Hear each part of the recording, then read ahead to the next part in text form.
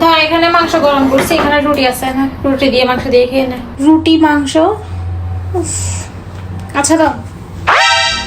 আম্মু ভাত দাও। চুলার উপরে মাংস গরম করে রেখে দিছি, রুটিও আছে সেখানে, রুটি দিয়ে মাংস দিয়ে খেয়ে নে। দুপুরেও ভাত রান্না করতে পারবো না। দুপুরেও রুটি মাংস, তো ভাত খাবো না। আচ্ছা দাও। কি রাম্মু, বিকাল হয়ে গেছে, কিছু দিবা না? খিদে লাগছে তো। তো বিকাল হয়ে গেছে, আমি কি করব? চুলার উপরে তো রাখাই আছে রুটি মাংস, মাংসটা গরম করে নিয়ে খেয়ে ফেল, রুটি আছে এখানে। রুটি মাংস? সকাল থেকে রুটি মাংস খাচ্ছি, একটা নাস্তা তো বানাই দিতে পারো।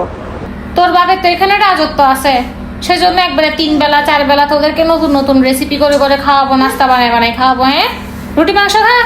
দাও। সারাদিন গরুর মাংস খাইতে খাইতে নিজেকেও গরু মনে হচ্ছে। যাই, এখন তো ভাত পাবো অন্তত পক্ষে। আম্মু, কই আম্মু, ভাত হয়েছে, ভাত দাও। দেখো আম্মু, আমি আর রুটি মাংস খাইতে পারবো না, আমাকে অন্য কিছু দাও। ও আচ্ছা, রুটি মাংস খাইতে পারবি না, অন্য কিছু খাবি? দাও, অন্য কিছু খা। আসছে আমার মাথা খাইতে, সারাদিন ঘরের কাজ কাজ কাজ কাজ কাজ।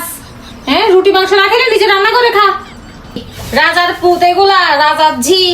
হ্যাঁ, তার বাপের রাজত্ব আছে এখানে, তাদেরকে টাইমে টাইমে একবেলা নাস্তা করে করে খাওয়াবো, মাছ মাংস ভর্তা করে করে খাওয়াবো। হ্যাঁ, এত করে তার বাপকে বলছিলাম আমাদের ঘরে খাওয়ার মানুষ নাই, খাওয়ার মানুষ নাই, ছোট থেকে একটা গরু কিনতে। না, তাদের থেকে তো আহম একটা গরু কিনতে হবে। হ্যাঁ, তাদের তো পেট না, এটা হচ্ছে ড্রাম। তো এখন ড্রাম ফুরা ফুরা খাওয়া সিদ্ধ গোষ্ঠী মিলে, আমি কেন রান্না করবো? হ্যাঁ, আসছে, গরু মাংস খাবে না, রুটি খাবে না। কয়দিন পর শেষ হয় আল্লাহ জানি, এই মাংস মাংস মাংস মাংস।